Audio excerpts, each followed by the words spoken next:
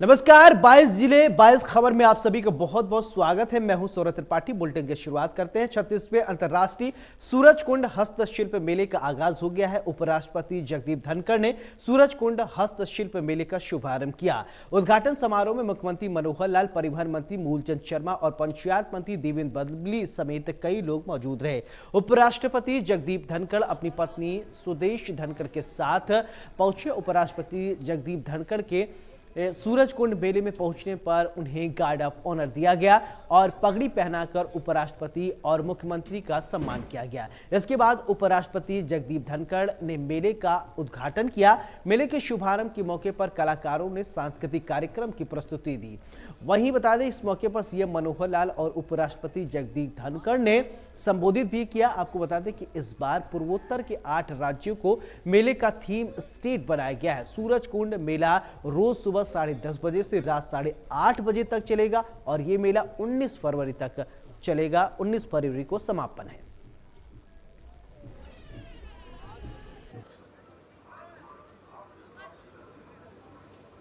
आज से 33 साल पहले I had the occasion to be here more than 3 decades ago. Surajkund मेले की शुरुआत थी। As member of the 9th Lok Sabha, I was member of the Union Government. अब सही मायने में सूरजकुंड मेला इंटरनेशनल हो गया है।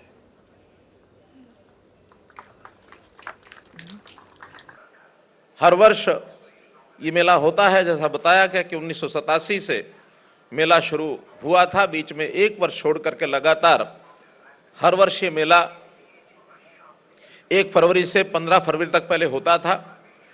लेकिन कुछ वर्ष पहले हमने विचार किया कि इसमें जो वीकेंड्स हैं वो प्राय 2 बार ही आते हैं, लेकिन शनिवार रविवार वीकेंड्स के ऊपर उपस्थिति बहुत अच्छी होती है।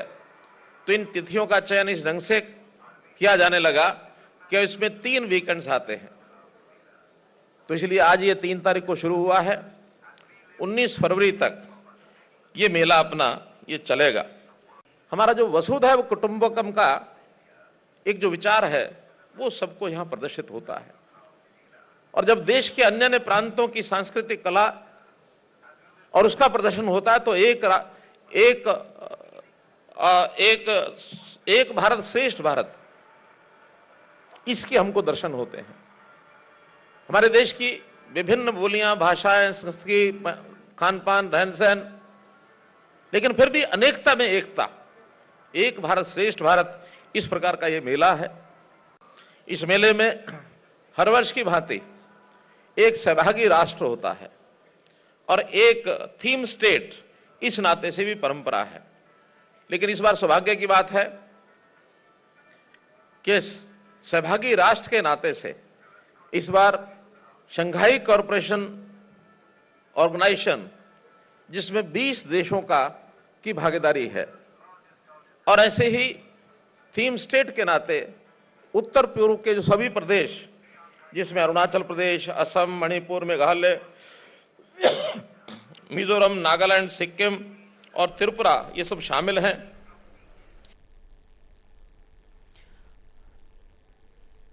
उधर अंबाला में सूर्य नमस्कार अभियान कार्यक्रम का आयोजन किया गया। गृह मंत्री अनिल विज ने बतौर मुख्य अतिथि कार्यक्रम में शिरकत की और अपने संबोधन में कहा कि सूर्य नमस्कार और योग हम सभी को बीमारियों से दूर रखता है। उन्होंने कहा कि हमारी कोशिकाएं MBBS की पढ़ाई के 5 साल में 4 साल एलोपैथिक और 1 साल आयुर्वेद की पढ़ाई करवाई जाएगी। अंबाला कैंट के वार हिरोज स्टेडियम में आज 75 लाख सूर्य नमस्कार अभियान कार्यक्रम का आयोजन किया गया, जिसमें 5000 विद्यार्थियों, ITBP के जवानों, पुलिस के जवानों व सामाजिक संस्थाओं ने हिस्सा लिया और सूर्य नमस्कार किया। इस कार्यक्रम के मुख्य अतिथि हरियाणा के गृह, स्वास्थ्य एवं आयुष मंत्री अनिल विज रहे। इस मौके अनिल विज ने कार्यक्रम में हिस्सा लेने वाले लोगों को सम्मानित भी किया और वहीं अनिल विज ने मंच से संबोधित करते हुए कहा कि सूर्य नमस्कार और योग जो है वो हमें स्वस्थ रखता है, इसलिए हरियाणा सरकार ने हरियाणा योग आयोग का गठन भी किया है। विज ने कहा कि राष्ट्र को मजबूत करने के लिए योगशालाएं खोली जा रही हैं और योग को खेलों में भी शामिल किया गया है। विज ने कहा कि योग को गांव-गांव तक पहुंचाने के लिए योगशालाएं खोली जा रही हैं। अमन कपूर, इंडिया न्यूज़ हरियाणा, अंबाला। उधर करनाल में माइनिंग माफिया ने डीएसपी को कुचलने की कोशिश की है। दरअसल करनाल में यमुना क्षेत्र में अवैध माइनिंग का खुलासा होने के बाद से एसडीएम और डीएसपी की अगुवाई में अभियान चलाया गया था और इस दौरान मौके पर पहुंचे डीएसपी मनोज कुमार को कुचलने का प्रयास किया गया। पुलिस ने खनन में शामिल कई वाहनों को जब्त कर लिया और 2 लोगों को हिरासत में लेकर पूछताछ शुरू कर दी। यमुना क्षेत्र में बड़े स्तर पर रेत की अवैध माइनिंग की जा रही थी। प्रशासन की छापेमारी में अवैध माइनिंग के इस खेल का खुलासा हो चुका है। हम इस समय मौजूद है यमुना नदी के अंदर और ये गांव बल्हेड़ा से लगता हुआ इलाका है। पहले हम आपको दिखा दें कि कितने बड़े स्तर पर यहाँ पर रेत का जो है अवैध खनन चल रहा था। आप देख सकते हैं यहाँ से दूर दूर तक जहां आपकी नजर जाएगी वहां पर ये रेत का अवैध खनन किया जा रहा था और जेसीबी मशीन यहां पर मौके पर मौजूद है, जिसको प्रशासन की टीम ने शिकंजे में लिया है। ऐसे कई उधर कैथल में बिना फायर एनओसी के ही 600 सरकारी और 389 प्राइवेट स्कूल चल रहे हैं। स्कूलों में सुरक्षा के नाम पर कोई खास इंतजाम नहीं किए गए हैं। बिना फायर एनओसी पास करवाए ही धड़ल्ले से सरकारी और प्राइवेट स्कूल चल रहे हैं। बताया जा रहा है कि मासूमों की जिंदगी के साथ खिलवाड़ किया जा रहा है।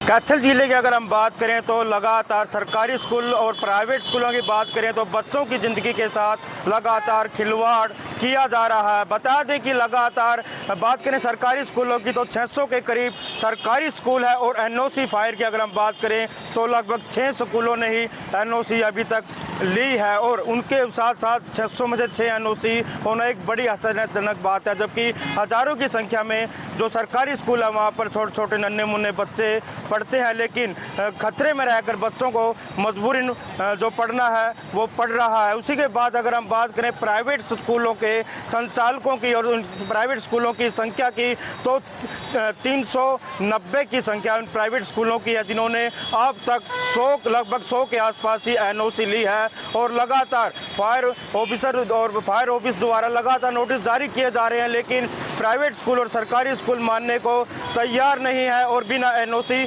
दलाली से स्कूल जो है वो लगातार चला रहे हैं। इसके बारे में फायर अधिकारी से बातचीत की गई तो उन्होंने प्राइवेट स्कूल और सरकारी स्कूल उनको चेतावनी दे डाली और 15 दिन का समय निश्चित दे डाला। उसके बाद जो कार्रवाई होगी वो अमल में लाई जाएगी। अब देखना ये होगा कि जो लगातार छोटे छोटे बच्चों की हज़ारों की संख्या में जो बच्चे पढ़ रहे हैं वो किस प्रकार जो खतरे में लगातार पढ़ते रहेंगे, क्योंकि बिना फायर के एनओसी अगर आगजनी या घटना कहीं हो जाती है तो उसका जिम्मेदार कौन होगा।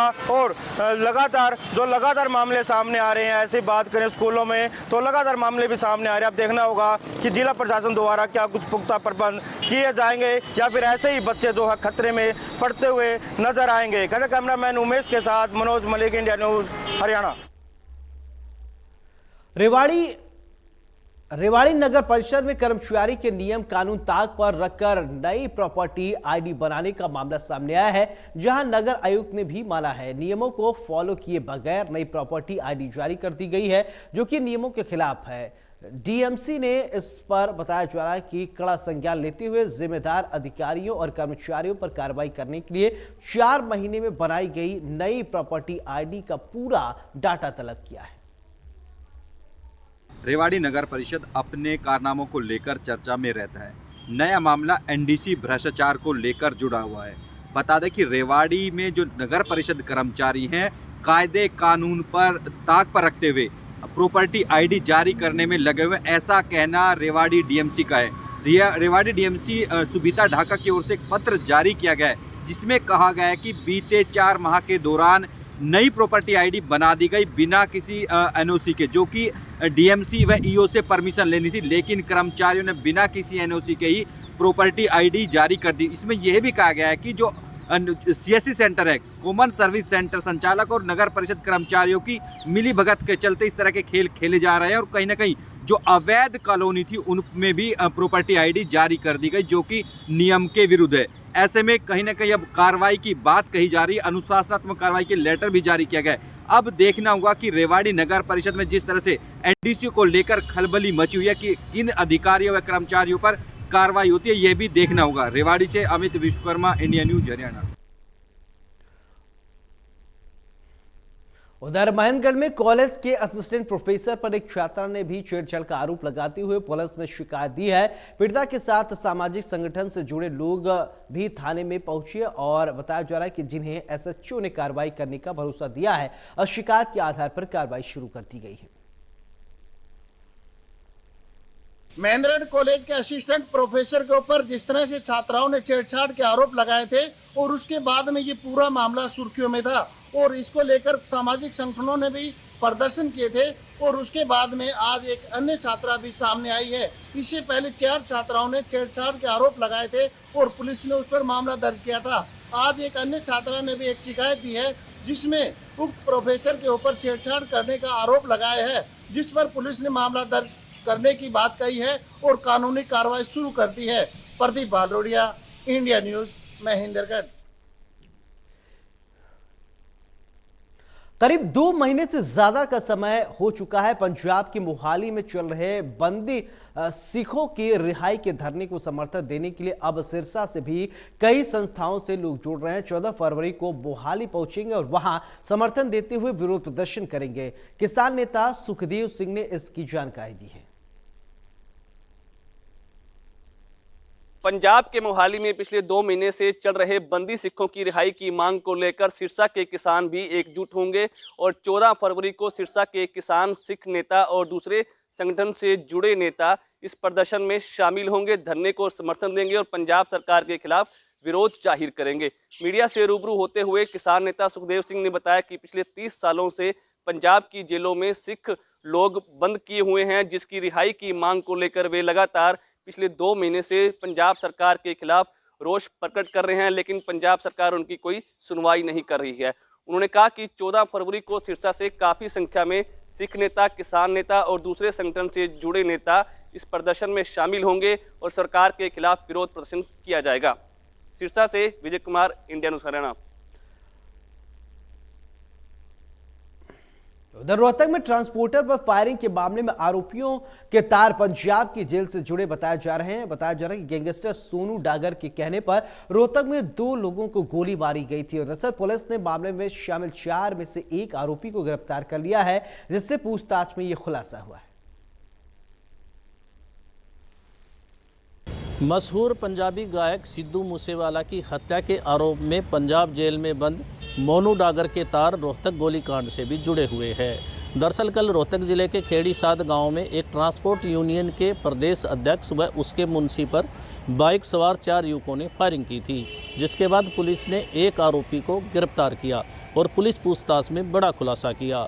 पुलिस के अनुसार आरोपी ने कबूला है कि मोनू डागर के कहने पर ही उन्होंने फायरिंग की थी, क्योंकि मोनू डागर ट्रांसपोर्ट में हिस्सा चाहता था। यही नहीं, आरोपी ने यह भी खुलासा किया है कि 2 महीने पहले कुख्यात गैंगस्टर लॉरेंस बिश्नोई के नाम पर भी उन्होंने ट्रांसपोर्टर को धमकी दी थी। फिलहाल पुलिस ने आरोपी का 4 दिन का पुलिस रिमांड मांगा है और डागर को भी प्रोटेक्शन वारंट पर लेने की बात कही है। इंडिया न्यूज़ के लिए रोहतक से दिनेश कौशिक। सोनीपत में एक शख्स ने अपने भाई पर बताया जा रहा है कि हमला कर दिया है, चाकुओं से हमला करके उसकी हत्या कर दी है। बताया जा रहा है कि नशे की हालत में आरोपी नवीन ने अपने भाई लोकेश की छाती में चाकुओं से वार कर उसे मौत की घाट उतार दिया। पुलिस ने आरोपी के खिलाफ मामला दर्ज कर जांच शुरू कर दी है।